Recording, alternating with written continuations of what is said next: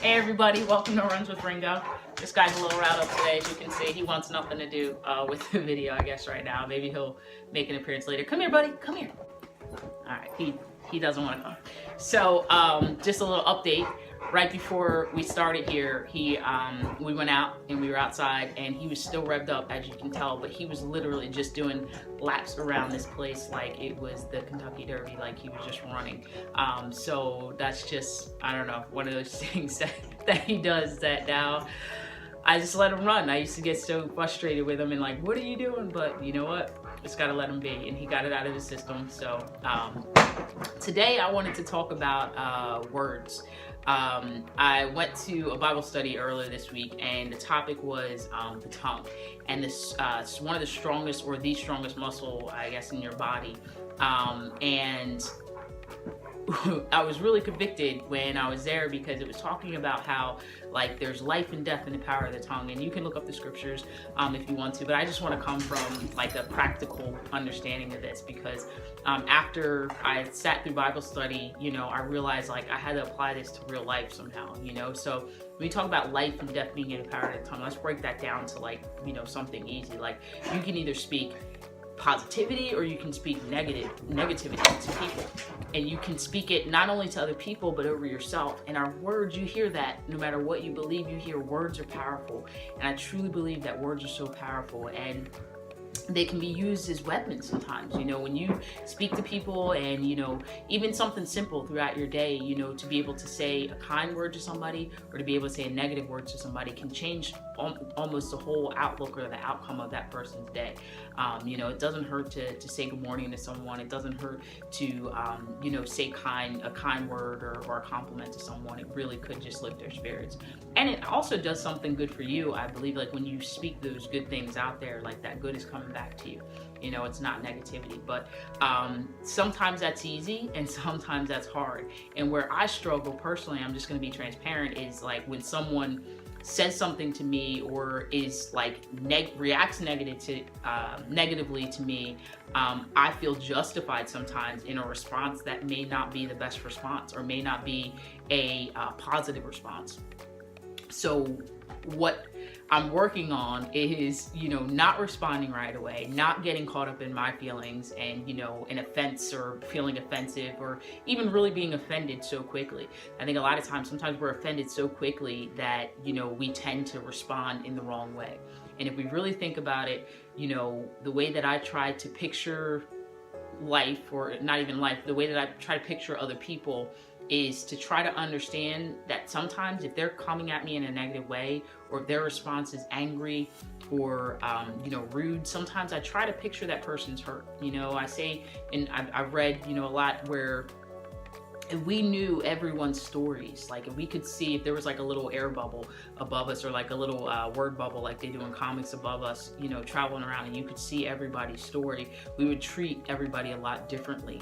And the reason I say that is because that negative comment or that rudeness, most times it's not even about you, it's about some hurt in that person. So if we could learn to just come from a place of understanding, and I'm saying we because this lesson is more for me than probably for anybody, is to just understand that, you know, that offense or that rudeness, it's always rooted in hurt, it's always rooted in something else. So if you could learn to separate or detach from, you know, that reaction from that person, and not say that, you know, that's a rude person or they're an evil person or a bad person. It's just maybe what they're going through. You don't know what happened to them yesterday, today. You don't know what they're going through.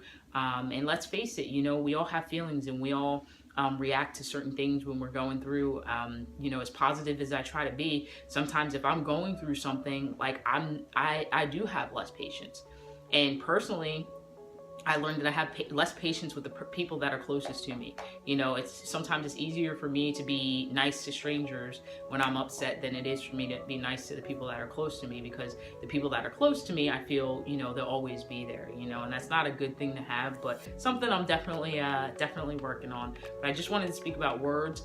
and say, let's try to reverse that cycle of, you know, negative words, or even now transferring it from talking about other people to talking about ourselves. So even the words that we speak over ourselves are so powerful.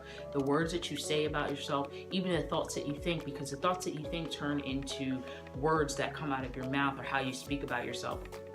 You may not think that it's, you know, bad to say, you know, oh, I hate the way I look today, or I'm so fat, or I'm so ugly, or I'm so this, but you're speaking those things over yourself.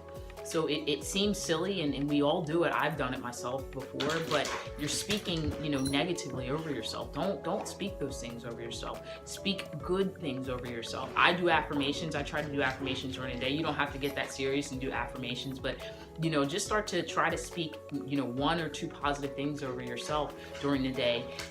I'm beautiful, I'm worthy, I'm loved, whatever it is, you know, I repeat those affirmations to myself every single day, and it seems silly, but it affirms who I am. It reminds me of who I am, so that when I'm going out into the world, it's not only just for me, but it's for the people that I'm going to encounter. Because if I'm affirmed and I'm strong and I'm positive and affirmed in who I am, when I go out to the world, I'm not inflicting my hurt or my insecurity or my pain on everybody else because I'm, you know, insecure or I haven't been affirmed in who I am. So I'm, you know, I'm putting that hurt onto someone else. So really just wanted to talk about words today. Let's use our words for purpose. Let's use our words to just to start to speak life. Hey, he made an appearance. Come here, buddy. To start to speak life over people. Let's use our words to start to speak hope and joy over people. And you don't have to be, you know, happy 100% of the time, but just try it. Just try it once or twice, you know, something over the day, throughout your day.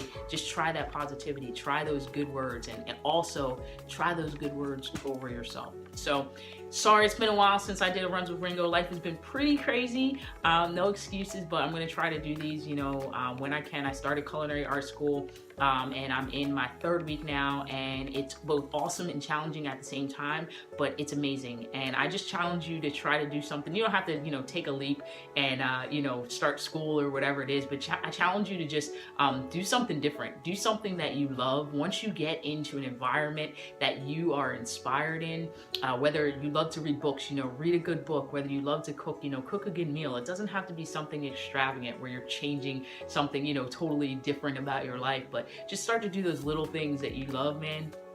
It will make all the difference. Being in this environment now and cooking and being inspired, it's really helping me. It's really changing something in me. But that's a whole nother vlog for a different day. Back to words. Words are powerful. Be powerful. We're gonna have a quick shout out. I have a quick shameless plug from my nephew Alex. I think he's coming in somewhere. All right, here he is. This is Alex, everybody. He's usually my cameraman. So he's the brains behind this whole operation, editing, all the good stuff that you see he does. I can't take credit for any of it. He's amazing, a genius when it comes to that. But anyway, shameless plug about their show this weekend. All right, so we have Chris and I, her other nephew, my brother. We are in a play, Do It Big's production of 42nd Street, and it is showing at the Lavoie Theater in Millville at 7 o'clock tonight, 1 o'clock, and 7 o'clock tomorrow, and then 6 o'clock Sunday. All right, 42nd Street. It is awesome. I've heard a lot about it. I've never seen the actual play, but these kids just do an amazing job. They work so hard, man, and they're still working hard. So come out and support them. It's going to be an awesome show. You're going to be sad if you missed it. So just come out and support them. My nephews are in it, so I'm a little bit biased, but there's some awesome, great actors in it, actresses, and they just put a lot of hard work into it. So come out and support them at the Lavoie Theater. Do It Big Productions. Check my Facebook because I'll be, you know, putting sharing the link to buy tickets, or you can also buy tickets available at the door. Stay powerful, stay blessed, live life on purpose. Have a great weekend. The spring is here. I'm claiming it. Spring is here. No more snow, no more cold. Spring is here. It's a beautiful day and beautiful from here on out, man. Ringo's happy about it. Ringo's happy. Yes, doing laps. God bless. Love you all. Take care.